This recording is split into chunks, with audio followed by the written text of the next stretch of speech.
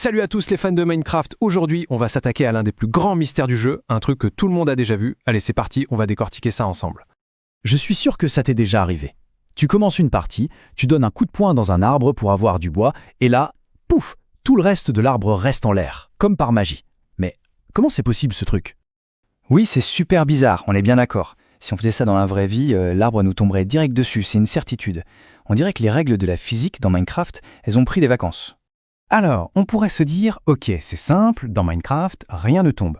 Mais, attention, ce n'est pas tout à fait vrai. En fait, l'histoire est un peu plus compliquée, et il y a un secret bien décaché derrière tout ça. Et oui, surprise! Figure-toi que certains blocs dans Minecraft obéissent bien à la gravité. Ils détestent flotter et ils tombent comme des pierres.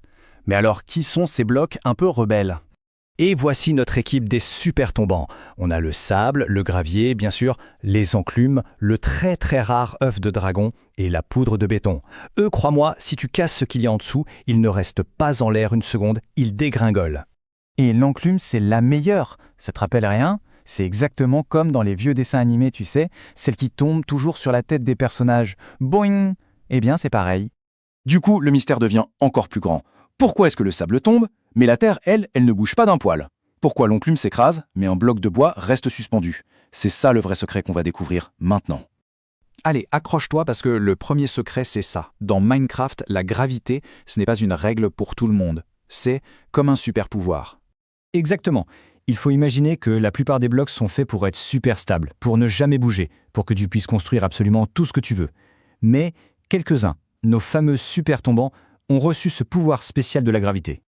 Là, on voit bien la différence, hein. D'un côté, t'as les blocs de construction classiques, super fiables, parfaits pour bâtir ta maison ou un château dans le ciel.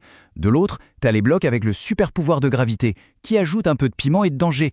Fais super attention quand tu creuses sous une plage de sable. D'accord, mais alors comment ça marche vraiment? Comment un bloc de sable sait qu'il doit tomber? Eh bien, c'est là qu'arrive le deuxième secret, une sorte de petite magie instantanée. Ce super pouvoir, il a un fonctionnement bien à lui. Juste avant de tomber, le bloc fait un petit tour de passe-passe. Regarde bien, on va découvrir ensemble sa transformation secrète. En fait, c'est un tour de magie en 3 étapes. D'abord, le bloc de sable est juste posé là, c'est un bloc normal. Ensuite, quand tu casses ce qu'il retient, hop, il se réveille. Et enfin, pouf! En une fraction de seconde, il change de nature et devient un objet qui peut bouger. Dans le langage technique du jeu, on appelle ça une entité. Mais nous, on va l'appeler un bloc voyageur, c'est plus drôle. C'est un bloc qui a décidé de partir à l'aventure, toujours vers le bas. Et c'est ça le secret. T'as déjà essayé de poser un bloc sur du sable qui est en train de tomber? C'est impossible. Et maintenant tu sais pourquoi. À ce moment précis, ce n'est plus un bloc de construction normale, c'est un bloc voyageur en pleine chute libre. Bon, on a compris le secret, le comment du pourquoi, mais alors, pourquoi est-ce que le jeu a été créé avec des règles si bizarres? Eh bien, c'est fait exprès pour que le jeu soit génial, tout simplement.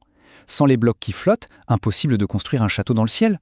Sans le sable qui tombe, pas de pièges rigolos ou de grosses surprises en explorant les grottes. Ces règles un peu folles rendent Minecraft, unique et super amusant.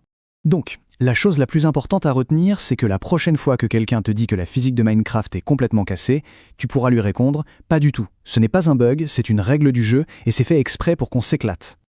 Et voilà, le mystère des blocs flottants est enfin résolu. Maintenant que tu connais le secret, ça me rend curieux. C'est quoi la construction la plus folle que tu aies faite en profitant de tout ça? Raconte-le dans les commentaires. Allez, à la prochaine pour une nouvelle explication.